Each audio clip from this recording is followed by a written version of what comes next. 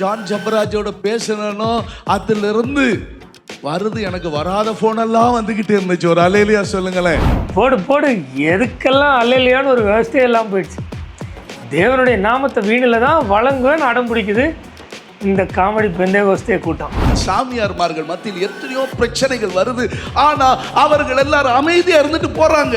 ஒருத்த தாக்கி அழிக்கிறது இந்த கிறிஸ்தவ உலகத்துல. இந்த நான் பப்ளிக்கா சொல்றேன். அப்போ நித்யானந்தாவை யாரும் கேள்வி கேட்காத மாதிரி இவரையும் கேள்வி கேட்கக்கூடாது. கிறிஸ்தவத்தில் யார் என்ன பண்ணாலும் கேள்வி கேட்கக்கூடாது. அவங்க போய் ஒரு தனி தீவு ஏற்படுத்தி பாஸ்போர்ட்லாம் போட்டு தனியாக பார்த்துட்டு போகணும். அன்பு இல்லாமல் இந்த மேடையில் ப்ரௌன் ஏறவும் முடியாது. எப்பா ஜான் ஜபராஜ், உண்மையிலே கொஞ்சோண்டியாவது ஒரு காமன் சென்ஸ் இருக்கான்னு தெரியல. கொஞ்ச நேரத்துக்கு முன்னாடி தான் இவருக்கு கூட்டம் வேணும், நிறைய மக்களை வர வைக்கணும், நாங்கள்லாம் கூப்பிட்டு வரல, இவரை வச்சு கூப்பிட்டேன் அப்படின்னு சொல்கிறார். நம்முடைய மத்தியிலே வந்திருக்கிறதான நம்முடைய அருமையான சகோதரர், பிரியமான ஆராதனைக்குரியதான ஜான் ஜபராஜ் அவர்கள் பின்பாக நடத்துவார்கள். இவர் ஸ்லிப் ஆஃப் த டங்கில் சொன்னாரோ என்னமோ, ஆனால் உண்மையிலே இந்த பெந்தகோஸ்தேக்காரர்கள் ஜான் ஜபராஜை ஒரு ஆராதனைக்குரியதான ஒரு ஸ்தானத்தில் தான் வச்சுருக்காங்கன்றதை இந்த வீடியோவில் பார்க்க போகிறோம். வாங்க வீடியோக்கு போய் பார்க்கலாம். ஆளுகளை பாரு.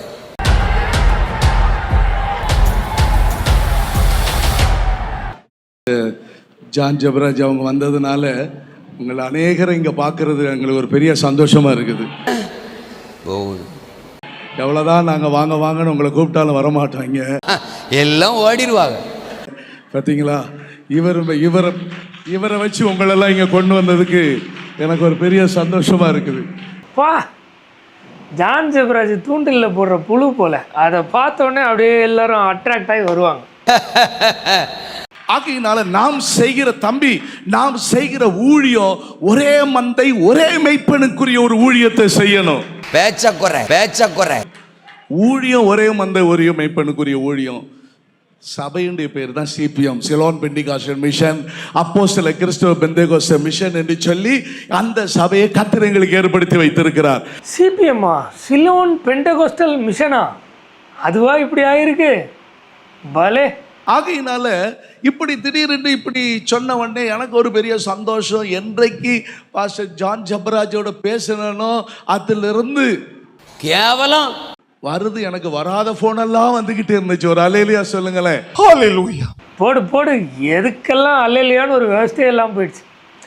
தேவனுடைய நாமத்தை வீணில் தான் வழங்குவேன்னு அடம் பிடிக்குது இந்த காமெடி பெந்தேகோஸ்தே கூட்டம். அவர் போற இடங்களில் எல்லாரும் என்கிட்ட சொன்னாங்க, ஆயிரமாக கூட்டங்கள் வறுமை எப்படி சமாளிக்க போறீங்க? அப்புறம் ஐயோ, இவருக்கு குதூகலத்தை பார்த்தீங்களா? ஆயிரமா கூட்டம் வரப்போதே, பணம் அள்ள போதே. அப்படிதானே? ஆமாம் தானே? 35 வருஷமாக இந்த கிறிஸ்தவ சபைகளை பார்த்துட்ருக்கோம், நான் பார்த்துட்ருக்கேன். நீங்கள்லாம் எப்படி என்னவா இருக்கும்லாம் கமெண்ட் பண்ணுங்கள். எனக்கு தெரிஞ்சு அப்படி தான்ப்பா. அதனால் அவரை கவனிக்கிறாங்களோ இல்லையோ, இன்றைக்கு டிவியில், இன்றைக்கு லைவில், எங்களுடைய லைவில் தோத்துறோம். நிறைய பேர் இவர் என்ன சொல்கிறாருன்னு பார்த்துக்கிட்டே இருப்பீங்க. கேட்கறதுக்கு ஆள் இருக்காங்கன்னு நீங்கள் எதையாவது கதை விடக்கூடாது. இந்த வெள்ளஜிப்பாக்காரர் என்ன சொல்றாரு? ஏன்னா பெந்தேகோஸ்தே உலகத்துக்கு வேண்டான்னாங்க, போதும். ஆனா நாங்க கிறிஸ்துவின் ராஜ்யத்துக்குள்ள இருக்கிறோம், கிறிஸ்துவுக்கு வேணும். எந்த மனுஷர் இருந்தாலும் தூக்கி எடுத்துருவார். எழுதுங்களேன் ப்ளீஸ், யாராவது எழுதி வைங்களேன். இவர் ஜான் ஜபராஜ நல்ல விதமாக பேசுகிறாரா இல்லை காரி துப்பிட்டு இருக்காரான்னு தெரிய மாட்டேங்குது. ஐயா, கிறிஸ்துவுக்கு எந்த மனுஷனும் வேணும். ஆமாம் தான். ஏன்னா கொரிந்து சபையில் தகப்பனுடைய மறுமனையாட்டியே ஒருத்தர் வச்சுருந்தான். அஞ்ஞானிகளுக்குள்ளும் காணப்படாத பாவம், அவனை வெளில அனுப்புன்றாங்க. ஓகே, ஆனால் ஒருவேளை அவன் மனம் திரும்பி வந்தால் அவனையும் ஆண்டவரும் ஏற்றுப்பார், சபை அவருடைய சபையும் ஏற்றுக்கும். அதில் மாற்று கருத்தே இல்லை. ஆனால் எப்படி இருந்தாலும் எந்த மனுஷனையும் ஆண்டவர் ஊழியத்துக்கு வேணும்னு அடம் பிடிக்கிறாரா? Very good, very good, super. அப்போ உள்ள ஒரு ஊழியக்காரர், ஒரு பாஸ்டர் வந்து ஏன் கூட இந்த சிஸ்டர் வேண்டவே வேண்டாம், அந்த சிஸ்டர் வேண்டானார். இவர்கள் தான் என்னுடைய புது போதகர்கள். உடனே எங்களுடைய அங்க பொறுப்பா இருந்த தலைமை பாஸ்டர் சொன்னாரு, இல்ல அப்பனா அந்த லோக்கல்ல இருக்கிறவங்க இங்க வர சொல்லி, இங்க ஐயோ அதுனா வேண்டாம். உடனே அப்படி ஒரு முறைச்சார். அவர் மிலிட்டரியில இருந்து வந்த ஒரு ஊழியத்துக்கு கொண்டு போய் வைக்க. அட, யார், அதாவது என் கூட அசிஸ்டண்ட்டாக இந்த சிஸ்டர் வேணாம் அந்த சிஸ்டர் வேணாம், அப்போ நீங்கள்லாம் எந்த சிஸ்டர் வேணும் பிடிச்ச சிஸ்டராக பார்த்து தான் செலக்ட் பண்ணுவீங்களா? சரிதான், சரி அப்படி மாறி வேணாம் வேணான்னு கேட்டவரை முறைக்கிறாரு. ஏன்னா மிலிட்ரிக்காரர் என்ன பண்ணுவார்? இப்படி மேலையும் கீழையும் பார்த்தாரு. பார்த்துட்டு என்ன சொல்ற, அது வேண்டாம் இது வேண்டாமா? டேய், உடனே அடுத்த நிமிஷம் போட்டாரு பாருங்க. டேய், உனக்கு சாணி போடாத மூத்திர ஒழிக்காத மாடு வேணும்னா பரலோகத்துக்கு போ. உனக்கு பால் வேணும், உனக்கு மாடு வளர்க்குற, உனக்கு தேவையானது என்னது? உன் மூளை சரியில்லைன்னு உனக்கு தெரிய மாட்டேங்குது. உன் வாழ்க்கையில் அது ஸ்கேன் எடுக்கணும். என்ன எல்லாம் அசிங்கமாக பேசுகிறாரு இங்கே நின்றுக்கிட்டு நினைக்காதீங்க. பச்சையாக நான் சொல்கிறேன், உனக்கு அவசியமானது என்னது? பால். உனக்கு தேவையானது என்னவோ அது அது ஆகாது இது ஆகாது, நீங்க கொடுக்க முடியாதுடா, போடா பரலோகத்துக்கு அப்படின்ட்டேன். உங்களுக்கு பரலோகத்தில் சிவப்பு கல்லில் துண்டு போட்டு வச்சிருக்கான், அப்படியே எடுத்துக்கிட்டு குந்திக்கலான்னு கொண்டு போய் வைக்க. எப்படி ஜஸ்டிஃபை பண்ணுறாரு பார்த்தீங்களா? ஜான் ஜெபராஜ் எப்பேற்பட்ட ஆளாக இருந்தாலும் எப்படிப்பட்ட ஆளாக இருந்தாலும் பர்ஃபெக்டான ஆளை நீ பரலோகத்தில் தான் போய் பார்க்கணும். அதனால இங்கே எல்லோரும் நாங்கள் அப்படி தான் இருப்போம், கொஞ்சம் முன்ன பின்ன தான் இருப்போம், நீ அட்ஜஸ்ட் பண்ணிட்டு இருக்கிறதுனா இரு, இல்லைன்னா பரலோகத்துக்கு போன்றார். உண்மையிலே ஐயா, உங்கள் வயசுக்காவது ஓரளவுக்காவது உங்களுக்கு அறிவு வேண்டாம்? பைபிள் உள்ள வசனத்தை பற்றி சொல்ல சமயம் இல்லை. ஏண்டா ஏண்டா இப்படி அநியாயம் பண்றீங்க அப்படிதான் சொன்னீங்க. இவருக்கு பைபிளில் உள்ள வசனத்தை சொல்கிறதுக்கே நேரம் இல்லையா?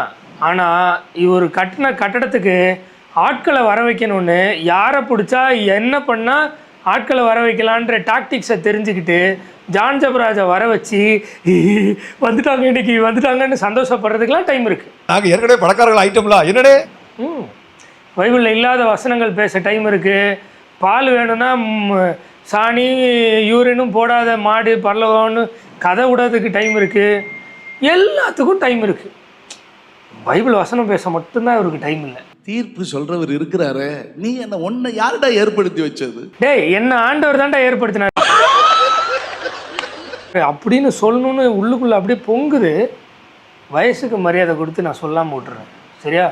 இப்படிதான் இன்றைக்கு ஒரு கூட்டத்தான் கிறிஸ்தவ உலகத்துல, ஒரு இந்து கூட்டத்துல பாருங்க, இந்து சாமியார்மார்கள் மத்தியில் எத்தனையோ பிரச்சனைகள் வருது.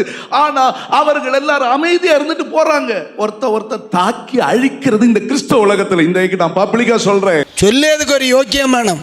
அப்போ நித்யானந்தாவை யாரும் கேள்வி கேட்காத மாதிரி இவரையும் கேள்வி கேட்கக்கூடாது. கிறிஸ்தவத்தில் யார் என்ன பண்ணாலும் கேள்வி கேட்கக்கூடாது. அவங்க போய் ஒரு தனித்தீவு ஏற்படுத்தி பாஸ்போர்ட்லாம் போட்டு தனியாக வாழ்ந்துட்டு போகணும். இதுதான் உங்கள் நியதி இல்லை? தேவ தூதரையும் நியாயம் தீர்க்க உங்களுக்கு நீங்கள் இந்த மாதிரி ஒரு சின்ன விஷயத்தை இன்னும் நியாயம் தீர்க்காமல் இருக்கீங்களே அப்படின்னு எங்கள் ஆண்டவர் கேட்குறாருப்பா. உங்கள் ஆண்டவர் எப்படி? ஒக்கே கொடுத்து வரவேற்கிறது எனக்கு தெரியாது, அப்புறம் ஷால் போட்டு வரவேற்க எனக்கு தெரியாது, ஒரு சிறிய ஒரு கிஃப்டோட வரவேற்கிறேன். அதனால எல்லாரும் ஜோர அவர் கை தட்டு கூட.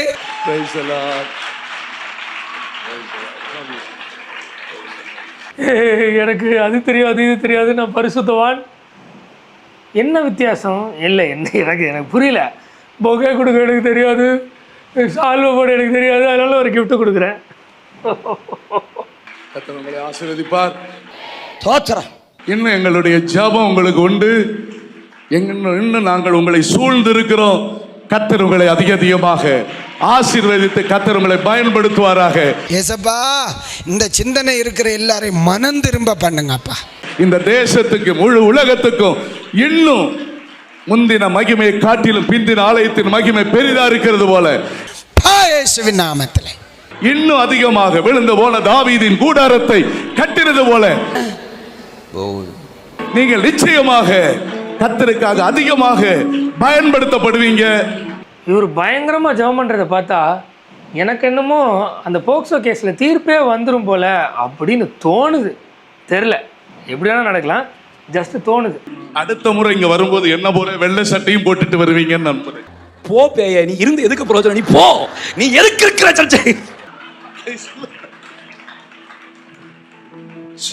சார், அவர் கால் சட்டை அரை சட்டை வேணா போட்டு வருவாரு, வெள்ளை சட்டைலாம் போட மாட்டாருப்பா. ஐயா சொன்னாங்க, எல்லா மந்தையும் ஒரே மேய்ப்பனு கீழே வர்ற நேரம். அடுத்த டைம் வெளில போட்டு வரேன், அடுத்த முறை வெளில போட்டு வரேன். அப்படியே நகையெல்லாம் கழட்டிட்டு வந்துடுறீங்களா? வாட்ச் போடாமல் நீங்கள் ஒரு பெல்ட் வேறு ஸ்டைலாக போட்டுறீங்களே, அதெல்லாம் போடாமல் வந்துடுறீங்களா? நான் அப்படியே தான் இருப்பேன். வெள்ளையா? எனக்கு ரொம்ப பெரிய ஆச்சரியம், இங்கேருந்து இன்விடேஷன் வந்தது, அது இந்த நேரத்தில் வந்தது. நான் சொன்னேன், உண்மையிலே கூப்பிட்டாங்களா? கூப்பிட்டாங்க. அப்போவே எனக்கு ஸ்பிரிட்டில் தெரிஞ்சிருச்சு, அப்போ holy spirit is connecting this. Wow, praise the Lord, hallelujah. எல்லாம் இவருக்கு ஸ்பிரிட்டு தான். இதை பரிசுத்த ஆவியானவர் செய்கிறார். அன்பு இல்லாமல் இந்த மேடையில் பிரவுன் ஏறவும் முடியாது. எப்பா ஜான் ஜெபராஜ், உண்மையிலே கொஞ்சோண்டியாவது ஒரு காமன் சென்ஸ் இருக்கான்னு தெரியல. கொஞ்ச நேரத்துக்கு முன்னாடி தான் இவருக்கு கூட்டம் வேணும், நிறைய மக்களை வர வைக்கணும், நாங்கள்லாம் கூப்பிட்டு வரல, இவரை வச்சு கூப்பிட்டேன் அப்படின்னு சொல்கிறார். சரியா? கரெக்டு தானே? அப்படி இருக்கும்போது இவரே மேடையில் வந்து அன்புனால தான் இங்கே நடந்தது அப்படின்னு பேசுறதுக்கு எப்படி மனசு வருது? நீங்களும் பணம் கொடுத்து உங்களுக்கு தேவையான அளவுக்கு பணம் கொடுத்தா தான் வருவீங்கன்றதையும் சொல்லிட்டீங்க. கூப்பிட்டா அவங்களே ஃபோன் பண்ணி என்னை இன்வைட் பண்ணணும், என் ஃப்ளைட் டிக்கெட் போடணும், எனக்கு சாப்பாடு கொடுக்கணும், என் ஹோட்டல் பார்த்துக்கணும், ஆஃபரிங் கொடுக்கணும். இதுதான் ஒரு மானமுள்ள ஒரு இன்விடேஷன். ஸோ பணம் கொடுக்குறாரு, நீங்கள் வரீங்க, அவர் அதை யூஸ் பண்ணுறதுக்காக தான் பண்ணுறேன்னு அவர் சொல்லிட்டாரு. ஆனால் சம்மந்தமே இல்லாமல் ஜஸ்டின் ஒருத்தவங்க அண்ணன் பயங்கரமாக சண்டைக்கு வந்தான். எதுக்கு பயன்படுத்துற? அவருக்கு பக்கத்தில் நீ நின்று போட்டோ எடுத்துக்கணும். தங்களுடைய சபை திறப்பு விழா, அந்த விழா எல்லாம் செஞ்சீங்க அப்படின்னா என்ன மாதிரி மனநிலையில மக்களை பயன்படுத்துறாங்க? ஒரு கமர்ஷியல் பர்சனாக தான் யூஸ் பண்றாங்க. அவர்கள் வளர்ந்து கொள்வதற்கு பயன்படுத்தி இருக்கிறார்கள். நம்ம அழைத்து பயன்படுத்துறவர்கள் எல்லாம் நம்ம நேசிக்கிறார்கள் என்ற அர்த்தம் அல்ல. நாளைக்கு பிரச்சனை வரும்போது ஒரு பய சத்தத்தை காணும் பாருங்க. என்ன பாஸ், உங்களுக்கு பணம் வாங்கிட்டு வரீங்க, அவருக்கு மார்க்கெட்டிங் பண்ணிக்கிறாரு, அப்புறம் இங்கே அன்பு எங்கேருந்து வந்தது? இதுக்கிடையில் ஜஸ்டின் எங்கேருந்து வந்தான்? தேவ அன்பு இல்லாமல் இது சாத்தியமே இல்லை. இது எந்த பைபிள் எழுதியிருக்குன்னு தெரியல. இது தேவ அன்பினால் மட்டும்தான். Shodire, hallelujah. ஓ, உங்களுக்கெல்லாம் பணமும் ஆளுகளை நிறைய சேர்க்கறதுனால வர வருமானமும் தான் தேவ அன்பா? மக்களே, நியாயமாக இருந்தால் ஆமான்னு கமெண்ட் பண்ணுங்கள், இல்லைன்னா நான் ஒன்றும் பண்ணுறதுக்கு இல்லை. பாய்.